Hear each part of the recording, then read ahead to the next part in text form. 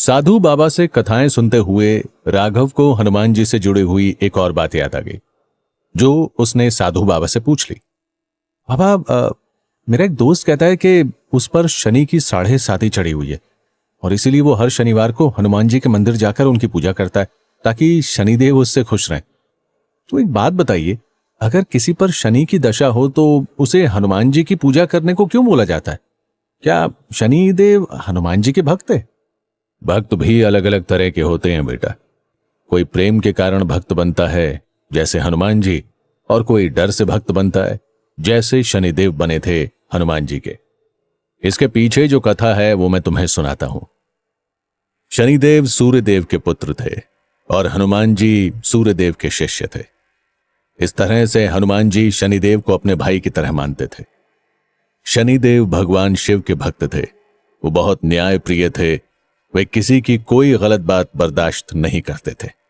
इसीलिए भगवान शिव ने उन्हें एक बार बुलाया और कहा, शनिदेव, मैं चाहता हूं इस सृष्टि में कर्म के आधार पर दंड देने की व्यवस्था हो। जो कोई पाप करे उसके पाप का फल मिले और जो कोई अच्छे कर्म करे उसे उनका अच्छा फल मिले। ये जिम्मेदारी मैं तुम पर सौंपता हूं कि तुम ऐसी न्याय व्यवस्था बनाओ और सभी का न्याय करो।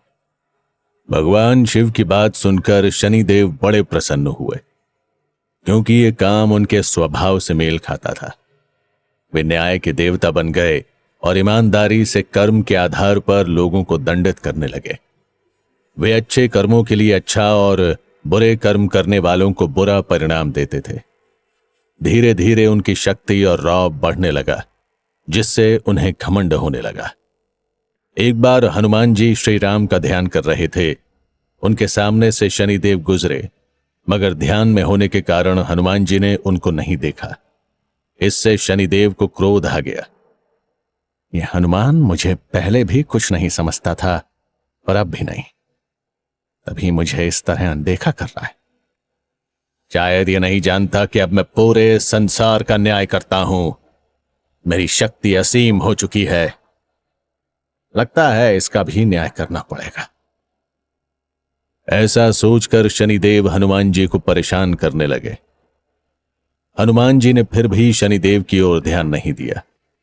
इससे शनिदेव को और गुस्सा आ गया। आखिर में शनिदेव ने हनुमान जी को खुली चुनौती दे डाली। ओ हनुमान, यूं ध्यान में क्या बैठा है? उठ और मेरी चुनौती स्वीकार कर। मेरे साथ युद्ध कर। शनिदेव, मैं इस समय अपने प्रभु श्री राम का ध्यान कर रहा हूं, तो मुझे अकेला छोड़ दो। किसी से बिना कारण युद्ध करने की मेरी कोई इच्छा नहीं। लगता है तुम मेरी चुनौती से डर गए हो, इसीलिए ध्यान का बहाना ले रहे हो। मगर मैं तुम्हें ऐसे नहीं छोड़ूंगा। शनिदेव ने हनुमान जी को तंग करना शुरू कर दिया। इस पर हनुमान जी का भी सब्र समाप्त हो गया। उन्होंने शनिदेव को अपनी पूंछ में लपेटा और फिर इधर उधर पत्थरों पर रास्ते पर पटकने लगे। शनिदेव का बुरा हाल हो गया। उनको बहुत चोटें भी लगी। शनिदेव ने बहुत कोशिश की, मगर वो हनुमान जी की पूंछ से मुक्त नहीं हो पाए। आखिरकार उन्होंने हार मान ली। मुझे क्षमा कर दो हनुमान। आगे से मैं ना तुम्हें तंग करूंगा, ना ही तुम्हारे भक्तों को। हनुमान जी ने उन्हें क्षमा कर अपनी पूंछ से मुक्त कर दिया। शनिदेव जैसे तैसे खड़े हुए। उनका पूरा शरीर दर्द कर रहा था। जगह जगह चोट लगी हुई थी। ये देखकर हनुमान जी को उन पर बड़ी दया आई। हनुमान जी ने शनिदेव को एक चमत्कारी तेल देते हुए कहा, लो शनिदेव, इस तेल को अपने शरीर पर मल लो। ये तुम्हें पीड़ा से मुक्ति देगा और तुम्हारी चोट को ठीक करेगा। शनिदेव ने ऐसा ही किया। उस तेल से उनकी सारी पीड़ा दूर हो गई। बस तभी से शनिदेव को शनिवार के दिन तेल चढ़ाने की परंपरा शुरू हो गई।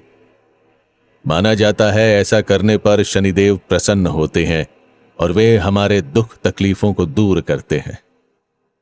अच्छा, आज पता चला शनिवार को भी हनुमान जी की पूजा क्यों की जाती है। मगर एक बात बताइए बाबा, जब कभी भूत प्रेतों का डर लगता है या सुपर नेचुरल अनुभव होते हैं, तब भी बड़े बुजुर्ग हनुमान जी का नाम लेने को या हनुमान चालीसा पढ़ने को कहते हैं। ऐसा क्यों है? हनुमान जी की 3 खासियत हैं जिनकी वजह से उनका नाम सुनकर कोई भी नकारात्मक शक्ति हमारे आसपास नहीं ठहर सकती। पहली है उनकी भक्ति, दूसरी है उनकी शक्ति, और तीसरी है कि वो खुद महादेव का अवतार है और महादेव भूत प्रेतों के स्वामी है। ओ, अब एक आखिरी बात सच सच बताइए बाबा। जैसे आपने कहा था कि हनुमान जी आज भी जिंदा है और इस पृथ्वी पर है, उन्होंने कभी भी संसार को नहीं छोड़ा, तो क्या सच में ऐसा है? मेरे कहने से क्या होगा बेटा, तुम्हारा विश्वास ही तुम्हें सच्चाई का सबूत दे सकता है। मुझे विश्वास है कि हनुमान जी आज भी हमारे पास ही हैं, तो वो हैं। हनुमान जी को सीता माता ने अशोक वाटिका में अमरता का वरदान दिया था, लेकिन जब प्रभु श्री राम ने ये संसार छोड़कर जाने की सोची, तब हनुमान जी बहुत विचलित हो गए थे और कहने लगे, प्रभु अगर आप ही यहां नहीं रहेंगे तो मैं यहां रहकर क्या करूंगा? श्री हनुमान, कलयुग में धरती पर बहुत पाप बढ़ेंगे, लोगों में ज्ञान की भक्ति की कमी होगी, वे भ्रष्टाचारी दुराचारी होंगे। उस समय मेरा जो कोई भक्त दुखी होगा, पीड़ित होगा, तो उसके संकटों को हरना, उसकी मदद करना, अब मैं तुम्हें यही सेवा सौंपता हूं। भगवान तो धरती पर अवतार लेकर आते हैं और अपना उद्देश्य पूरा कर वापस चले जाते हैं, लेकिन हनुमान यहां रहकर हमेशा उनके भक्तों का ख्याल रखते हैं। ऐसे बहुत से किस्से हैं जब भक्तों ने हनुमान जी की उपस्थिति महसूस की है। तुलसीदास जी को तो हनुमान जी ने श्री राम के दर्शन भी कराए थे। हनुमान जी उनसे बार बार मिलने आते थे। तुलसीदास जी ने उनकी स्तुति में हनुमान चालीसा और बजरंग बाण लिखे थे, जो हर हनुमान भक्त को जुबानी याद है। पुराणों में कहा गया है कि हनुमान जी गंधमादन पर्वत, जो कैलाश के उत्तर में है, वहां रहते हैं। जब जब उनके भक्त उन्हें बुलाते हैं, वो उनके पास पहुंच जाते हैं। कैलाश पर्वत के आसपास बहुत से भक्तों ने हनुमान जी की उपस्थिति महसूस भी की है। पांडवों से जुड़ी एक कथा भी है जिससे पता चलता है हनुमान जी द्वापर युग में भी थे। दरअसल भीम को अपने बल पर बड़ा घमंड था। जब पांडव अपने अज्ञातवास के समय गंधमादन पर्वत के पास पहुंचे, तब भीम ने हनुमान जी को वहां आराम करते हुए देखा। भीम उन्हें पहचान नहीं पाए और अकड़ कर बोले, ओए वानर, तुम्हारी पूंछ ने मेरा रास्ता रोका हुआ है, अपनी पूंछ तुरंत हटा लो। अगर इस पर गलती से मेरा पैर आ गया तो जिंदा नहीं बचोगे। मैं तो बहुत बूढ़ा हो गया हूं, मुझ में इस पूंछ को हिलाने की क्षमता नहीं बची। तुम ही मेरी पूंछ उठाकर एक और रख दो। भीम ने ऐसा ही करने की कोशिश की, मगर वे हनुमान जी की पूंछ को जरा भी हिला नहीं पाए। इस तरह उन्होंने भीम का बलशाली होने का अहंकार तोड़ा था। हमारे देश में ऐसे बहुत से भक्त और संत हुए जिन्होंने समय समय पर हनुमान जी के दर्शन किए। उनके दर्शन करने को उसी स्तर की भक्ति भी चाहिए, बाकी तो उनकी मर्जी। कृपा करनी होती है तो करते ही हैं, जैसे तुम्हें आकर बचा लिया, और तुम हो कि मुझसे पूछ रहे हो कि हनुमान जी आज भी हैं या नहीं है? साधु की बात सुन राघव हंस पड़ा। मुझे इस बात में अब कोई शक नहीं कि मुझे हनुमान जी नहीं बचाए। सच कहूं बाबा, मुझे तो अभी हनुमान जी का ही रूप लग रहे हैं। मेरी जान बचाई, मेरी सेवा की और मुझे इतनी सुंदर हनुमान कथाएं सुनाई। ठीक है ठीक है, अब थोड़ा आराम कर लो।